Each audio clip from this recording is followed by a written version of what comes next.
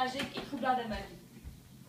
Ça fait maintenant 2 ans que je vis dans ces conditions sans pouvoir argumenter quoi que ce soit. Je décida de me reposer et penser à une astuce pour sortir de cet endroit en priant très fort à Dieu pour y parvenir. J'avais besoin si fort à combler, celui de l'amour. Dans notre lieu de résidence, il y avait des ordinateurs. J'allais sur le site de rencontre le plus populaire et sûr possible. Puis la première demoiselle qui m'apparut était si belle, avec un visage si illuminé. J'étais sous le charme. Alors je décida de lui écrire.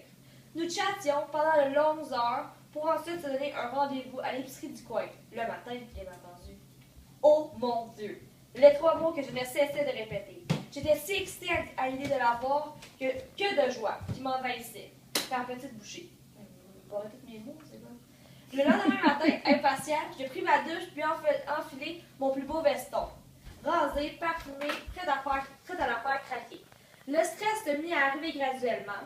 Mes jambes se misent à grignoter. Puis d'un coup, je la vis, dans la section fruits et légumes. Je vis qu'elle était très grande, de dos. Ses cheveux étaient un peu plus courts que je ne le constatais. Elle avait des pointes fourchues aussi. Elle leva son visage d'un coup, puis je constata qu'elle n'était pas comme sur ses photos. Des taches brûlantes ressortaient de sa peau et le nez était tout déformé. Je crois que vous ne comprenez pas à quel point je me sentais. Puis elle interrompa le silence et dit « Oui, je sais ce que tu penses présentement. Juste pour te rassurer, je ne suis pas née comme ça. Il y a 1 an, j'ai été victime d'un incendie. Alors, les photos sur lesquelles tu apparaissais datent de 1 an? Oui, je sais ce que tu pourrais savoir de moi. Je ne suis pas le profil exact que tu recherchais, mais tu sais, l'envie d'avoir un amoureux, par défaut de mon visage, était un supplice.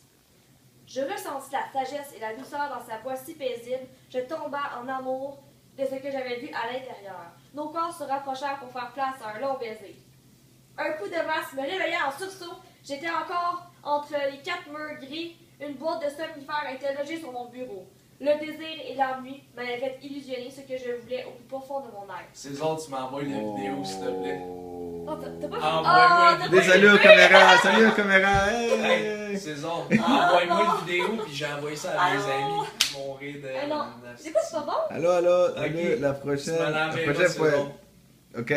Arrête, tu me niais, pas comme ça. C'est juste jaloux, hein, parce que moi, là, je fais une montre plus vieux que toi. Alors, Pourquoi t'es jaloux, hein? alors, T'es jaloux.